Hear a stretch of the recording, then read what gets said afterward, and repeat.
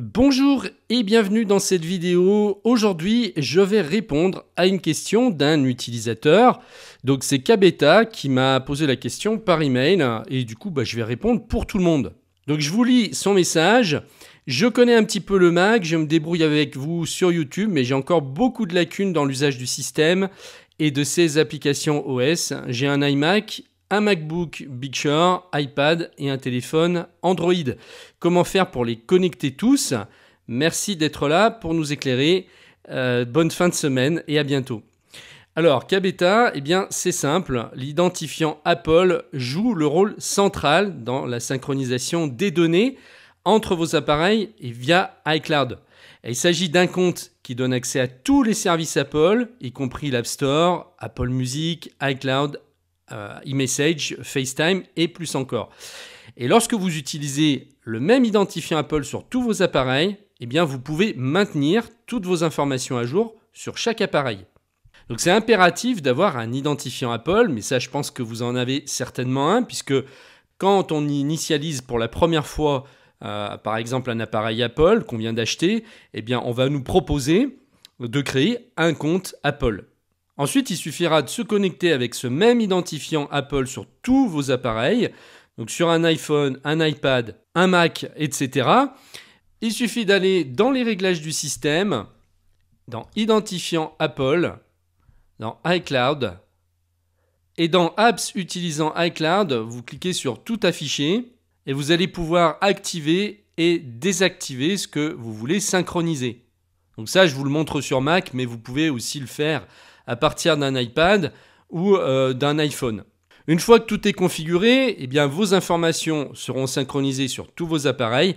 Par exemple, si vous ajoutez un nouveau contact sur votre iPhone, il apparaîtra automatiquement sur votre Mac et votre iPad, et votre iPhone également, ou si vous prenez une photo sur votre iPad, elle sera disponible dans l'application photo sur votre iPhone et votre Mac. Et rappelez-vous, vos données sont liées à votre identifiant Apple et non à un appareil spécifique. Ça signifie que si vous voulez vous déconnecter de votre identifiant Apple sur un appareil, les données synchronisées seront supprimées de cet appareil, mais elles resteront disponibles sur iCloud et sur les autres appareils où vous êtes connecté avec votre identifiant Apple. Pour que la synchronisation se fasse bien, il est impératif que vous mettiez à jour tous les derniers systèmes, c'est-à-dire sur macOS, le dernier système de macOS, le dernier système sur iPhone, donc le dernier OS d'iPhone et d'iPad. En fait, il faut savoir qu'Apple utilise une technologie appelée continuité qui permet aux différents appareils Apple de travailler ensemble. Pour ça, vous devez donc toujours utiliser le même identifiant Apple sur tous les appareils pour que ça marche.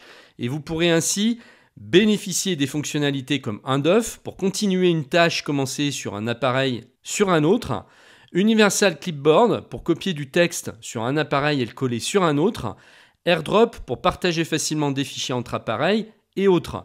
Et ça, je l'explique d'ailleurs dans ma formation sur Mac, la dernière version sous Ventura, je vous fais voir comment envoyer des fichiers par AirDrop. Alors pour ce qui est de la connexion Android avec les appareils Apple, c'est un peu plus compliqué parce qu'Android et Apple sont des systèmes d'exploitation différents et ils ne sont pas conçus pour travailler de manière aussi fluide que les appareils Apple entre eux. Mais vous pouvez utiliser d'autres services cloud comme Google Drive ou Dropbox, qui est un des meilleurs, pour partager des fichiers. Et d'ailleurs, j'ai dernièrement fait aussi une vidéo sur pCloud, qui est également un cloud qui est en train de monter en puissance. Et l'avantage, c'est que vous pouvez acheter du stockage à vie. Vous n'avez pas besoin de payer un abonnement tous les mois. Vous achetez une fois le stockage et ensuite, vous n'avez plus rien à payer. Et je vous mettrai le lien en dessous de la vidéo.